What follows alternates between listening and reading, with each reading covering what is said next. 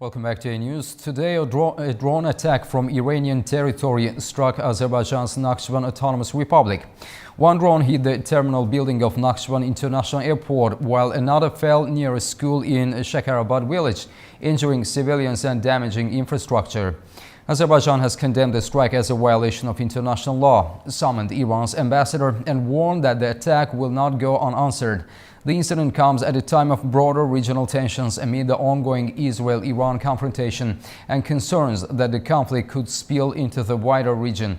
To discuss the implications of this attack and what it could mean for Azerbaijan-Iran relations and regional security, we're joined by Zaka Jafarli, Senior Research Fellow at CRESCENT Research Center, who speaks to us from Baku, Azerbaijan. Mr. Jafarli, welcome and thank you for joining us. Thank you very much, and thank you for having me. Thanks. So, first of all, what do we know so far about the drone strike on Nakhcivan and the extent of the damage? Well, for now, we don't really know much. We know that it came from the mainland of Iran, and it hit the area very close to the airport, Nakhcivan International Airport, and the school. And some sources also claim that there was a military base close to that school, so that might be one of the targets that the ones who launched these drones intended for. So for now, the information that is available to us is that it came from Iran, and we know that the president of Azerbaijan convened a Security Council meeting of the Security Council and then condemned Iran very strongly. He used very strong words against the Israeli public, and we know there have been discussions between the officials of the foreign minister of Azerbaijan and the foreign minister of Iran, and the Iranian side, they did not admit the fact that it was launched from Iran, that it was intentional. They denied the allegations. And then, of course, we have the foreign minister of Azerbaijan talking to his counterparts in Turkey and Israel. Information we know so far. And I think we will know in the coming hours, maybe. But for now, that's what we know. Mr. Jafarli, how serious is this incident for Azerbaijan-Iran relations, which have already experienced tensions in recent years? I think it's very serious, and we can understand the seriousness of this incident from what the president of Azerbaijan told in the public meeting of the Security Council. It was televised. He used very strong words, and we can understand from that, we can understand the sentiment. And I think that's very important because it's the first time Azerbaijan is being attacked directly by Iran, and this is not something that is going to be considered lightly in Azerbaijan or anywhere for that. But the conflict, we saw that the Islamic Republic was hitting the countries in the Gulf, the civilian infrastructure in those places. But that's not something, that was something at least was expected for some people. And we've also seen some of the proxies of Iran, the regional militias, the Iraq or the Houthis in Yemen, they used to hit Gulf countries from time to time. So there was some sort of a precedent for that. But hitting Azerbaijan directly, that's the first time it happens, and I think that's a very serious issue, very serious concern for, as you mentioned, already strained relationship between Azerbaijan and Iran. Do you see a risk that this could escalate into a direct military confrontation between the two countries? I hope not, but at this point, I don't really think we can say, we can definitely say that things will not get out of control. Because the Iranian leadership, the government, current government, the administration of Mr. Pezeshkian, I don't think they are really in charge of the country. They're not in charge of the military operations.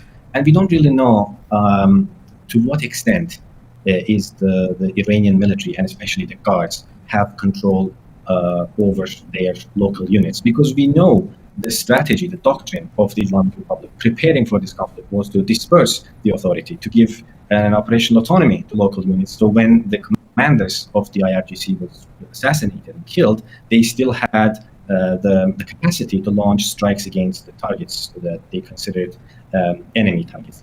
There might be some rogue elements within the Revolutionary Guards that decided it was something that needed to be done to hit Azerbaijan directly. So we don't know. Maybe it was not a direct order from the central command of the Revolutionary Guards. Maybe, as I said, some rogue elements within the Guards decided to do it. But it was done, and you cannot erase this. So everything that will happen after that, anyone who is going to be involved with that process needs to take that into consideration, take that fact, because it's a very serious issue. Mr. Jafarli, Nakhcivan borders both Iran and Turkey. Could this attack have wider security implications for the region, and how might Turkey react given its close military alliance with Azerbaijan? And before that, I think we have to mention yesterday what happened in Turkey, because there was a missile that was targeted by the NATO air defense systems above Turkish airspace. So Turkey also sent its own strong message to Iran that it's not going to tolerate what happened. And Iran again did not admit that they planned it was a targeted strike, but I think the target was the NATO base in Turkey. So Turkey is already involved in this, and with this strike, of course, Turkey will be involved, especially taking into account the relationship between and the strategic partnership between Azerbaijan and Turkey, and also the fact that Turkey borders Nakhcivan. So it's not going to be taken lightly in Turkey as well. And the decision makers within the Iranian military and the Revolutionary Guards, they might be thinking that they'll need to widen this conflict and make others pay for their losses. But I don't think Turkey or Azerbaijan, for that matter, is going to accept that. No, there will be responses. In your view, what message might Iran be trying to send with this attack if it was indeed intentional? I think the message is clear. They want everybody to be involved. They want everybody to, as I said, to pay for their losses. They are sending this message that if we are hit, it means no one is secure anymore. And they are trying to demonstrate in a way to others that they can act in an irrational way. So they are trying to pressure their neighbors. They are trying to pressure. And once again, we don't really know if this was a decision made by the authorities in Iran, because we don't know how much control the IRGC headquarters have over the local units. So we don't really know. But from the overall picture, hitting the civilian and then the strike at the NATO base in Turkey, I think it's very clear that Iran is trying to widen this conflict, spread it around, and try to send a message that if they're going to be hit, then everybody will be involved in it. Zaka Jafarli, thank you very much for your insights and for helping us unpack this developing and very concerning situation. We appreciate your time and expertise. Thanks a lot. Thank you very much, and thanks for having me. Thank you.